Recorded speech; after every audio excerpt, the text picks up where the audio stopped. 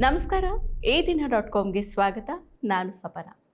2012 October 9 ಧರ್ಮಸ್ಥಳದಲ್ಲಿ ನಡೆದಿದ್ದ ವಿದ್ಯಾರ್ಥಿನಿ ಸೌಜನ್ಯ ಅತ್ಯಾಚಾರ ಕೊಲೆ ಪ್ರಕರಣ ಇಡೀ ರಾಜ್ಯದಾದ್ಯಂತ ಇಂದಿಗೂ ಕೂಡ ಸದ್ದು ಮಾಡ್ತಾ ಇದೆ.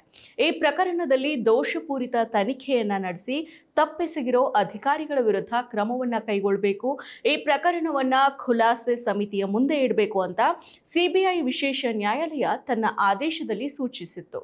ಈ ನಿರ್ದೇಶನಗಳನ್ನ ಅನುಷ್ಠಾನಗೊಳಿಸೋ ವಿಚಾರ ಹೈಕೋರ್ಟ್ ಮೆಟ್ಟಿಲೇರಿದೆ.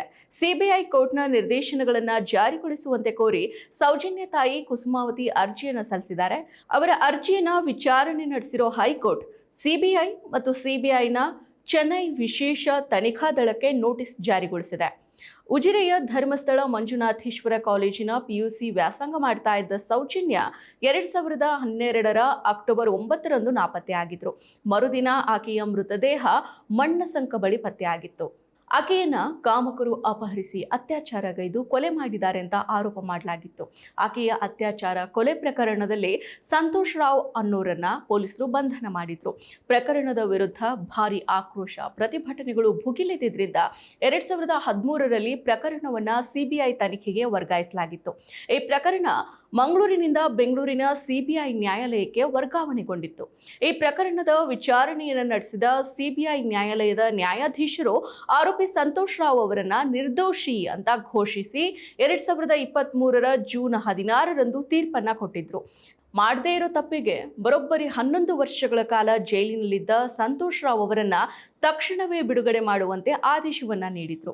ಇಷ್ಟೇ ಅಲ್ಲದೆ ಈ ಪ್ರಕರಣದಲ್ಲಿ ಕಳಪೆ ಮತ್ತು ದೋಷಪೂರಿತ ತನಿಖೆ ನಡೆದಿದೆ, ತಪ್ಪೆಸಗಿದವರ ಅಧಿಕಾರಿಗಳ ವಿರುದ್ಧ ಕ್ರಮ ಕೈಗೊಳ್ಳುವುದಕ್ಕೆ ಈ ಪ್ರಕರಣವನ್ನ ಖುಲಾಸೆ ಸಮಿತಿಯ ಮುಂದೆ ಇಡಬೇಕು, ತನಿಖೆಯಲ್ಲಿ ವೈಜ್ಞಾನಿಕ ಸಾಕ್ಷಿ ವಿಫಲ ಆಗಿದೆ ಅಂತ ಸಿಬಿಐ ಕೋರ್ಟ್ ಹೇಳಿತ್ತು.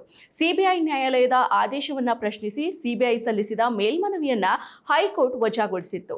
ಸಿಬಿಐ ತೀರ್ಪು ಪ್ರಕಟವಾದ ಬಳಿಕ ನೈಜ ಅಪರಾಧಿಗಳನ್ನ ಬಂಧಿಸಬೇಕು, ಅದಕ್ಕಾಗಿ ಪ್ರಕರಣದ ಮರು ತನಿಖೆಗೆ ಆದೇಶವನ್ನ ನೀಡಬೇಕು, ನೈಜ ಅಪರಾಧಿಗಳನ್ನ ಬಂಧನ ಮಾಡಿ ಶಿಕ್ಷೆಗೆ ಒಳಪಡಿಸಬೇಕು ಅಂತ ಪ್ರತಿಭಟನೆಗಳು ಭುಗಿಲೆದ್ದಿದ್ವು.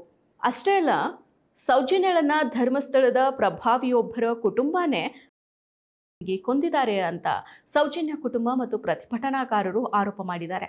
ಆದರೂ ಕೂಡ ಪ್ರಕರಣದ ಮರು ತನಿಖೆಗೆ ಆದೇಶವನ್ನ ನೀಡೋದಕ್ಕೆ ಸರ್ಕಾರ ಹಿಂದೇಟನ್ನ ಹಾಕಿದೆ. ಇದೆಲ್ಲದರ ನಡುವೆ ಸಿಬಿಐ ನ್ಯಾಯಾಲಯದ ಆದೇಶದಂತೆ ಪ್ರಕರಣದ ತನಿಖೆಯಲ್ಲಿ ಲೋಪ ಎಸಗಿರೋ ಅಧಿಕಾರಿಗಳ ವಿರುದ್ಧ ಕ್ರಮವನ್ನ ಕೈಗೊಳ್ಳೋದಕ್ಕೆ ಒತ್ತಾಯಿಸಿ ಸೌಜನ್ಯ ತಾಯಿ ಕುಸುಮಾವತಿಯವರು ಅರ್ಜಿಯನ್ನು ಸಲ್ಲಿಸಿದ್ದಾರೆ. ಅವರ ಅರ್ಜಿಯನ್ನ ನ್ಯಾಯಮೂರ್ತಿ BM ಶ್ಯಾಮ್ ಪ್ರಸಾದ್ ಅವರ ಏಕಸದಸ್ಯ ಪೀಠ ವಿಚಾರಣೆ ನಡೆಸಿದೆ.